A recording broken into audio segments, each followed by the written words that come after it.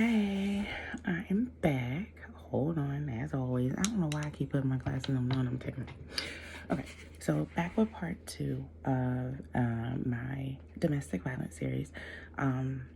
If you didn't see my first one, like check back a couple of posts. October is the month National Domestic Violence Awareness, and as a survivor of domestic violence, I figured, why not help someone else? So I myself am a survivor. I have suffered all types of domestic violence. From physical, financial, mental, emotional, all of it.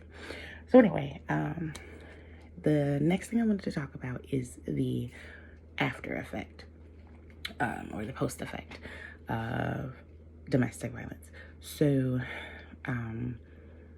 one of the main things I believe it is, hold on, y'all, I'm checking a couple notes. 63.8 to 75% of those who have experienced domestic violence suffer from PTSD. PTSD is post-traumatic stress disorder. We often hear this when it comes to military, police officers, firefighters, Navy SEALsmen. Y'all don't know what Navy SEALsmen do. I think it takes a real brave soul to do that. Anyway, so post-traumatic stress disorder is just that, post meaning after. So what happens after? Now, one of the biggest things about PTSD is you may not even know that you're dealing with it or have it, however you want to say it, until you are literally out of the entire situation. For myself, I did not realize that I was struggling with PTSD until I was literally away from it in my own space.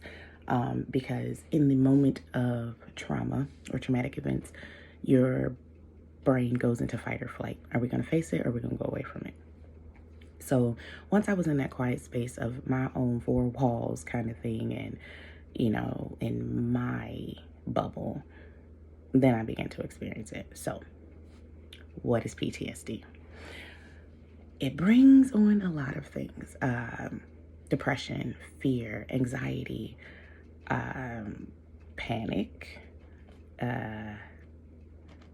You often turn to vices, and vices can be food, drugs, alcohol, retail therapy, a vice being something that you go to that comforts you. Insomnia. And for those that know me personally, insomnia is me. If you follow me on any other social media platform, especially Snapchat, insomnia. So oftentimes, when living through domestic violence, you go into a mode of survival. Mentally, your brain just begins to make decisions based on survival. What do I need to do to get through this? And this can be this moment, this week, this hour, whatever. And for me personally, again, it wasn't until I got away from it that I realized, like, even now, and I'm a few years down the road in some ways from it, in some forms of violence, a lot of my decisions are still based on fear and impulse. PTSD is real. And it doesn't mean that you're making bad decisions. It just means that your decision is based on survival. What do I have to do to get through this? And oftentimes that means you make quick decisions. Again, not bad, just a lot of times you'd be like, oh, let me do, I'm gonna make sure I research this all the way through before I say da da da da da da da da da. Sometimes it's like yes or no. I ain't gonna lie to y'all. I went through a phase where grocery shopping. I love to grocery shop. I do. I love grocery shopping and I love cooking. I can get in the store. I got to a point where it was like I knew I had to get dinner on the table. I had to do this, that, and the third. If I could not find whatever, like maybe my favorite brand or whomever made da da da da da, I take the next best thing. Because survival said this needs to be done by this time, da da da da da, get it, go. And when I get to the next step, I'll make it work. So if I got some off-brand, for example, like vegetable, say I got the store brand name, I just knew that, oh, okay, once I get in the kitchen, I could doctor it up, make it work. Survival and also impulse. Even now, sometimes I just be like, look, are we going or not? Do you want to get it or not? I am. Depression. Common. And it's often a taboo topic, especially in the African American community. You don't talk about it. It doesn't exist. Or, hey, you just get up, keep smiling, keep it pushing, Why can't you get through this? And, just little stuff like that here and there. Depression is real. Depression doesn't mean that every day is horrible. Depression doesn't mean that you want to commit suicide. Depression is not just, oh, I failed because I feel bad, or I feel sad, or today's a bad day. I had days that were just freaking amazing, but if you brought up a certain topic, or if I had to face a certain thing, oh, that cloud was right there over my head. And it just was. And there were moments where depression led to loneliness, complete loneliness. And there were days that I did not want to move. You could not tell me to roll over and get up and get out of my bed. Why?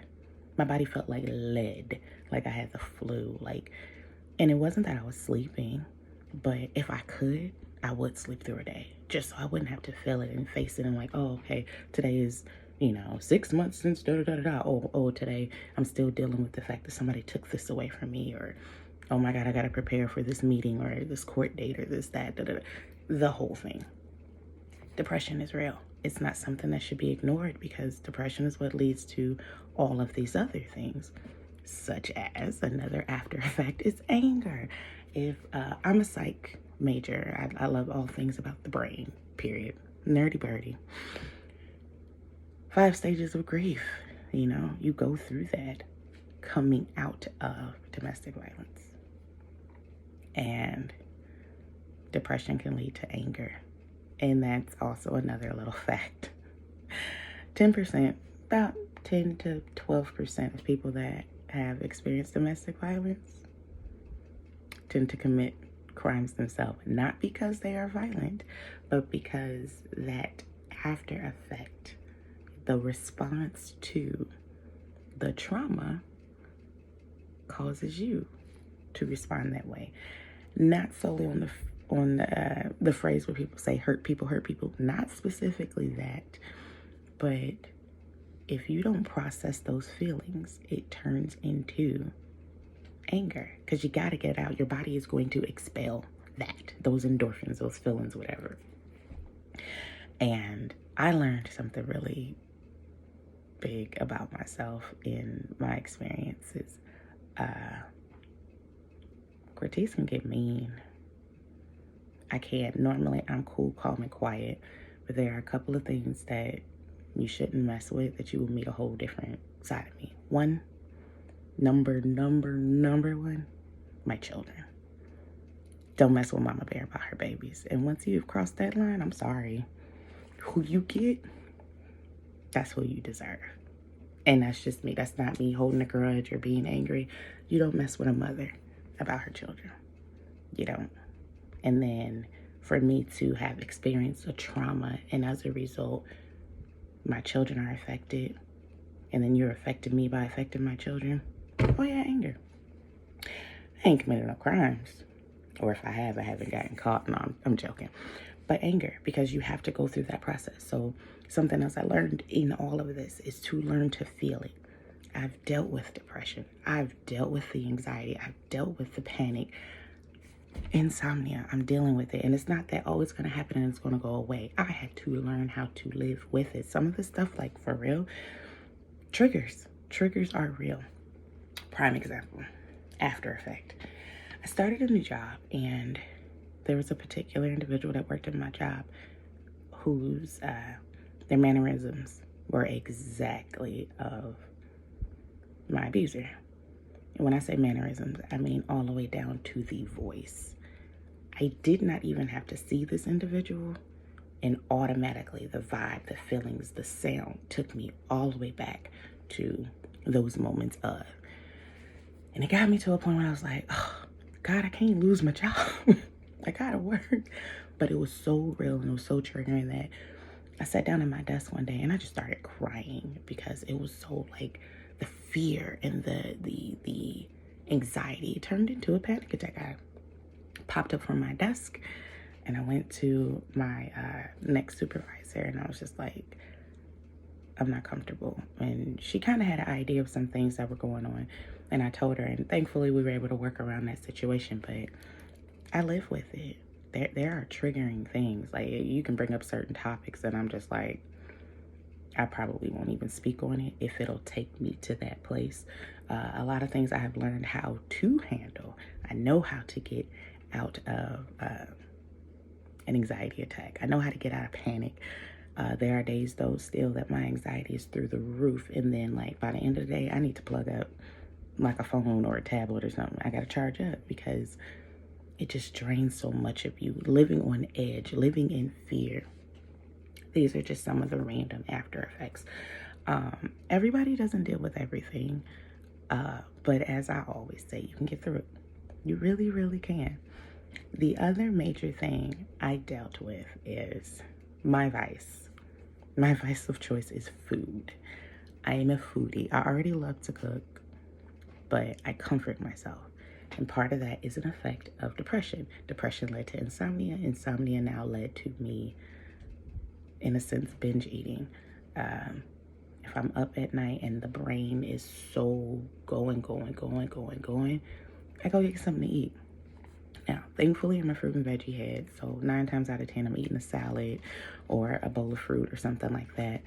But I eat, and I don't eat because I'm hungry. I eat because I need it to get quiet. I need that anxiety to die down. I need my adrenaline to come down. So that's me. And it's not, again, it's not a one-time thing. I've been dealing with this for a few years, you know. Things have gotten better. And so, as I always say, don't worry about the numbers. Don't hold on to these facts. And you can look at statistics all day. Oh, she was raised in a single parent home, and oh, she had this, and oh, she has that, and all of the things.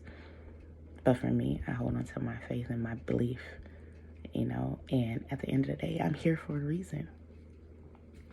I am. Every day that I wake up and there's breath in my body, it's for a reason. I am one step closer to the end of this phase, to the end of this chapter. I'm one step further down the road, you know, and I know that it won't always be sad and it won't always be a battle just to survive. It won't. So you hold on to that. This is just a little piece of it after. Now, next we're going to talk about the healing part. We're feeling stuff right now. We're feeling it. And let me tell you, feelings sometimes suck. They suck. That's where vices come in. You don't want to feel it, so you numb it with something. Oh, other than food, retail therapy, let me tell you, it's something that can get out of control. Yes, I like purses, and yes, I like shoes. I really, really do. Oh, and earrings. It's my thing. But to be able, for me, retail therapy, I was used to happy wife, happy life, happy home, happy husband.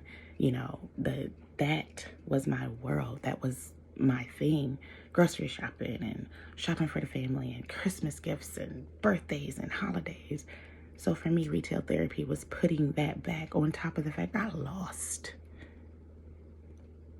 everything that belonged to me multiple times in a 12-month period. Everything. So to be able to go to the store and grocery shop, to be able to go to the store and get a pair of shoes, not just in the sense of replacing, but it replaced that void in my life. I didn't have retail therapy issues before this. So, I mean, now I'm just doing it because I like to, but that was one of my things. I needed that spot to be filled. Why wasn't I grocery shopping, you know, every 2 weeks or whatever? Like, it was weird. But anyway, that's just that. Other than that, though,